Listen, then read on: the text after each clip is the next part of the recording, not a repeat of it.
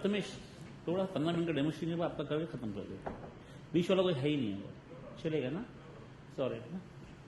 So, good afternoon. We start with Dr. Zoheir's speech. Please proceed. Thank you very much. Is it on now? Is the microphone on? Yes. Yeah, okay.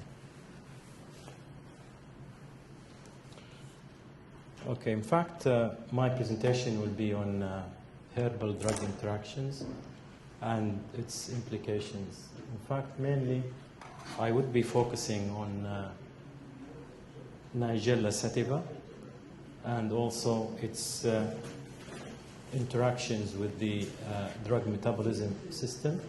And in particular, I will be looking at the Cytochrome P450, 3A4, 3A5, 2C9, and 3A7. So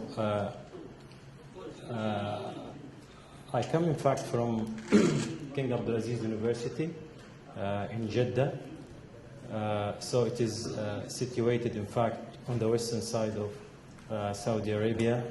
It's quite, in fact, a big university. We have over 50,000 students in the university with over 26 colleges and 4 branches within the area of Jeddah. So I will not go through some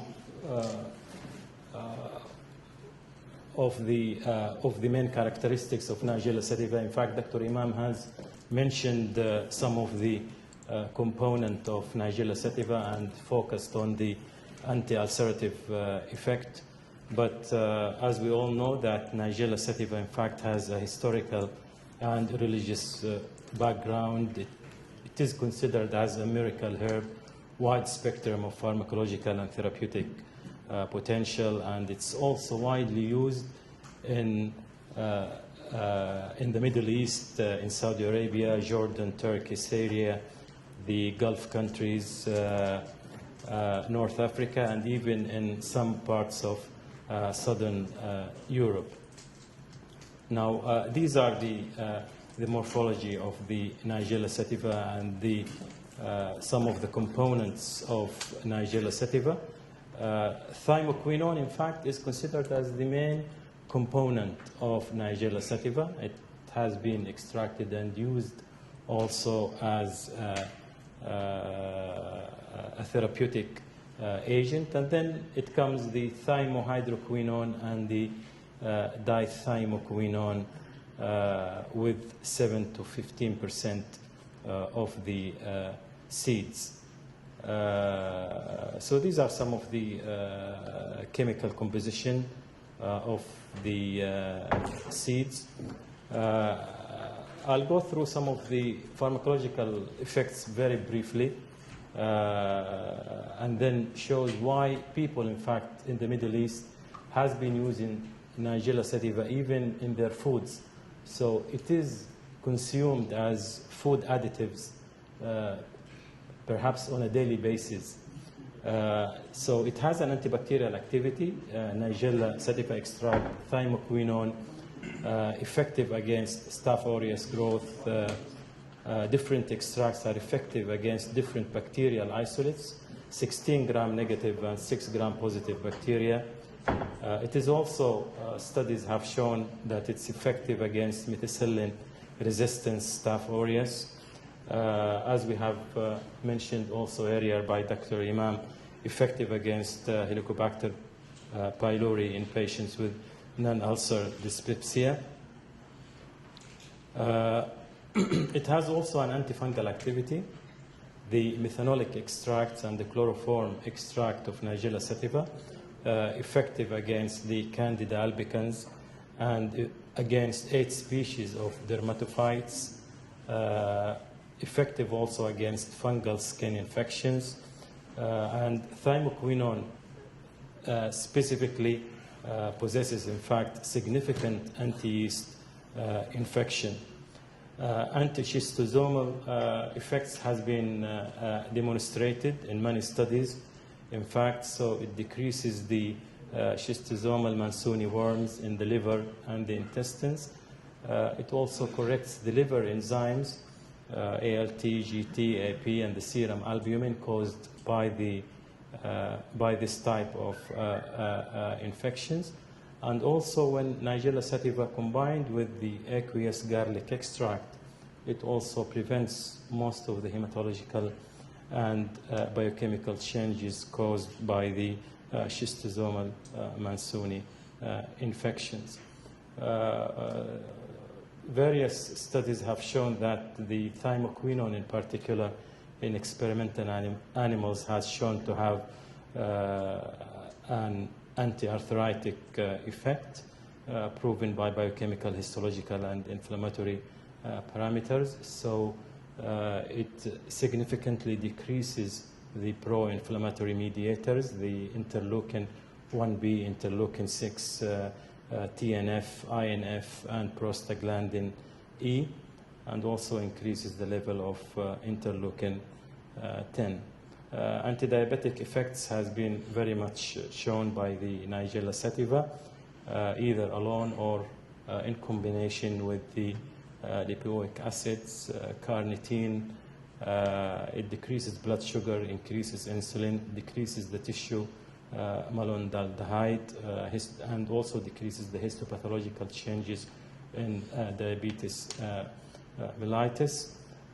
It also preserves the pancreatic beta cells integrity.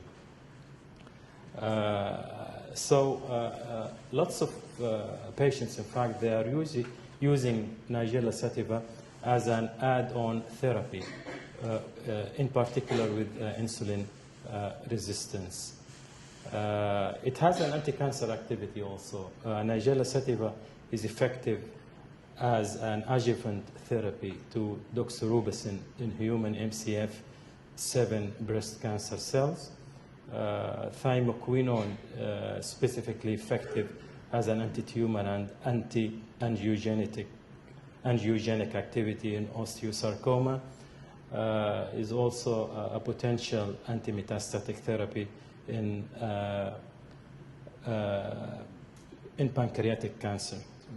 So, and when thymoquinone is added with 5-fluorouracil combined therapy, it induces apoptosis by activation the caspase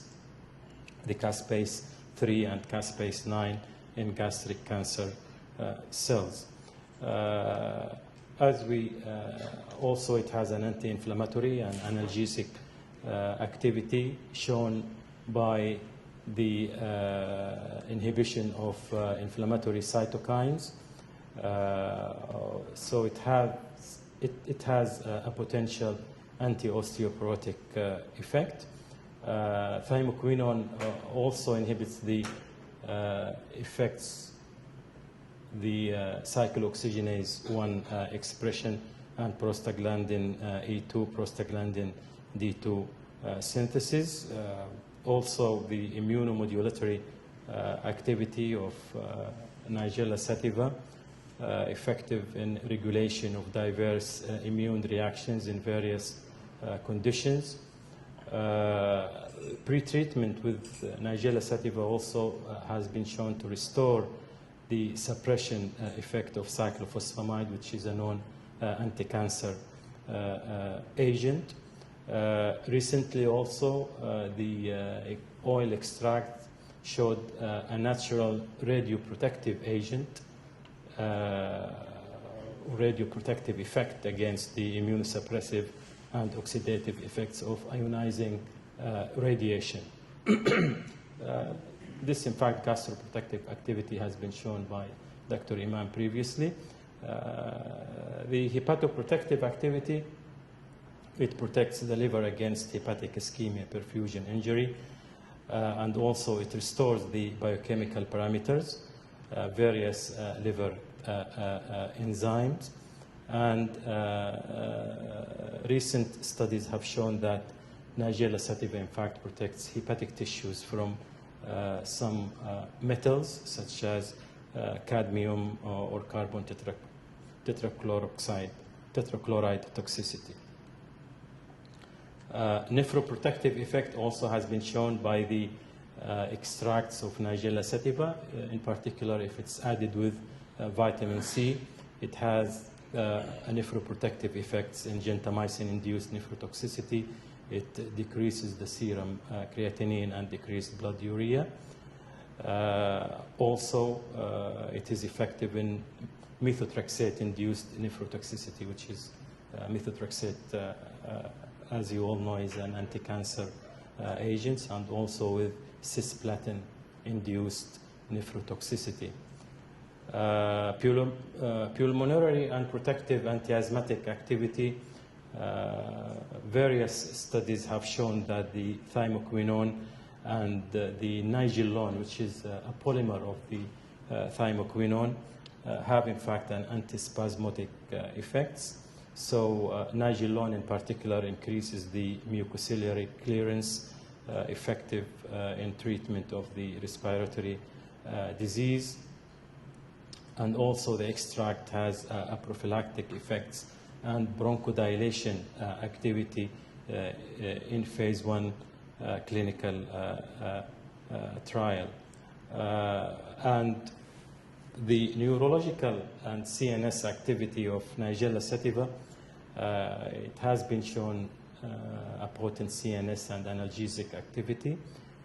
Even long-term use of Nigella sativa increases the 5-hydroxytryptamine neurotransmitter in the brain and improves the learning memory. Has been shown it's useful in anxiety. Also, it has a potential therapeutic effect in tramadol tolerance and dependence. The anticonvulsant action and of the extract has been shown when it's added with curcumin. So it in fact decreases the oxidative stress, decreases the excitability of the tissue, decreases the induction of seizures in animals, and decreases the adverse effects of some of the anti-epileptic drugs. So in particular, these effects has been related to the thymoquinone in particular.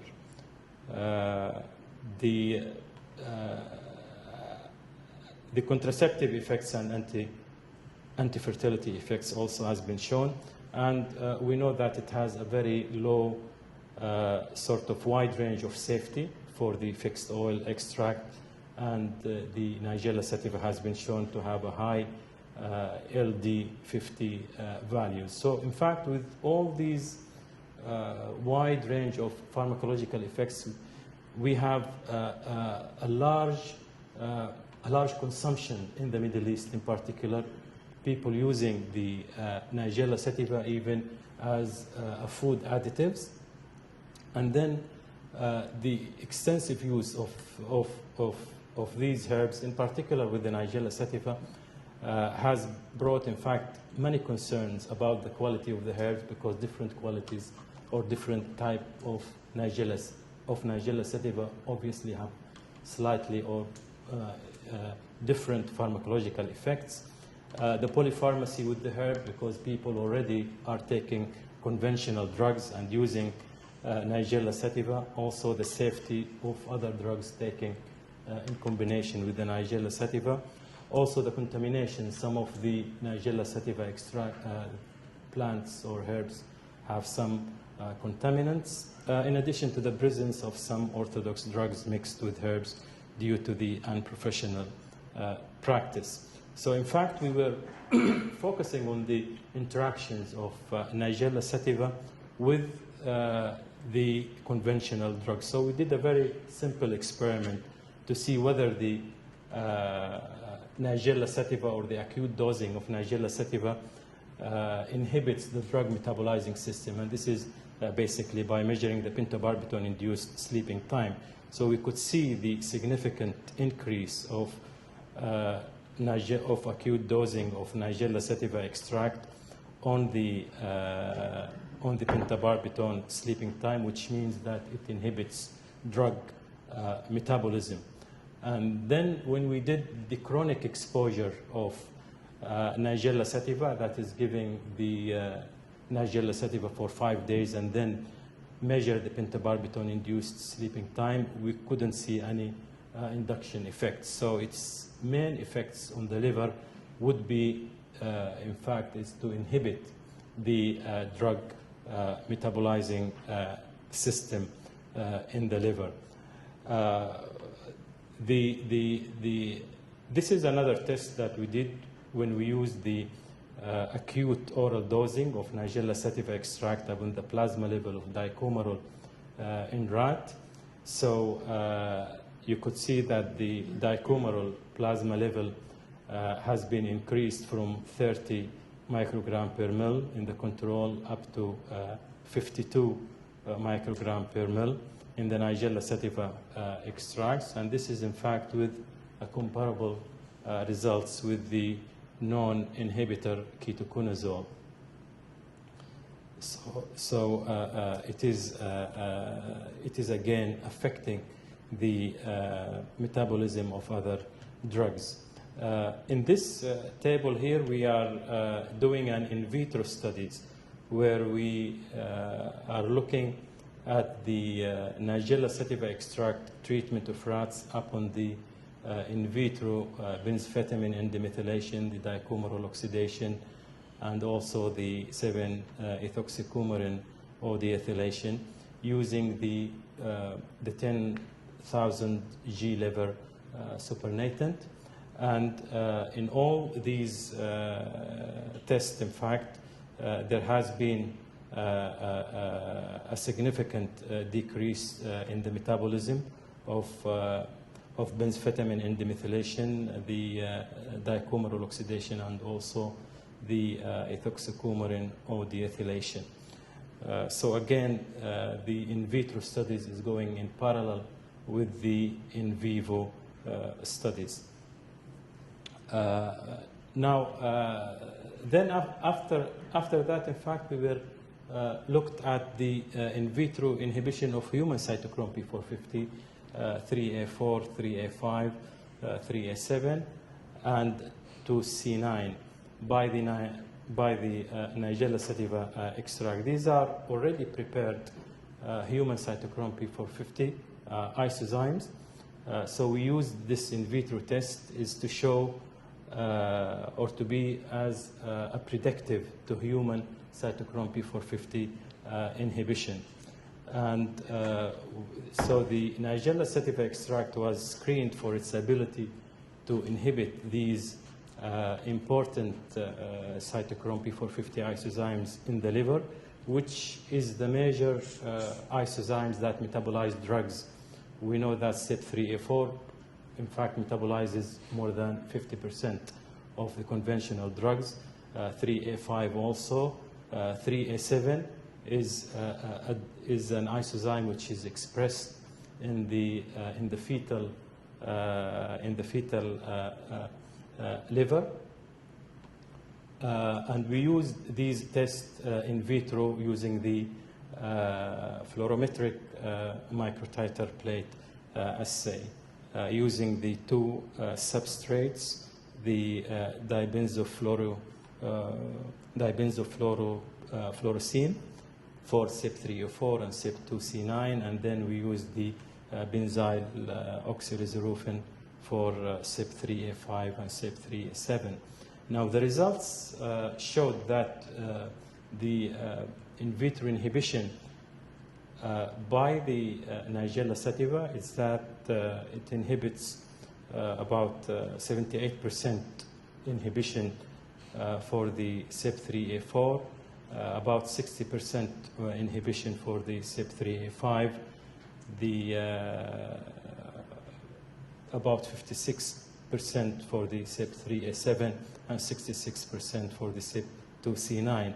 So this is, in fact, gives, in fact, a very good prediction for the inhibition in human.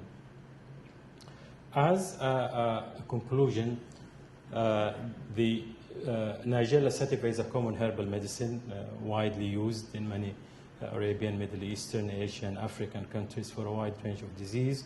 It has an inhibitory effects on hepatic drug metabolizing enzymes in experimental animals, which may extrapolate to humans. The moderate to high in vitro inhibition on human cytochrome P450, 3A4, 3A5, 3A7, and 2C9 may caution the safety of the conventional drugs metabolized by these specific isozymes. And since the CYP3A7, in fact, isozyme is expressed mainly in fetal liver, this may warrant particular care in the use of Nigella sativa during pregnancy. Also, more awareness among the population should be focused on the potential interaction of Nigella sativa with the conventional drugs, because we know that, in fact, most of the people, they are using their conventional drugs, but they are taking Nigella sativa as an add-on therapy. Thank you very much.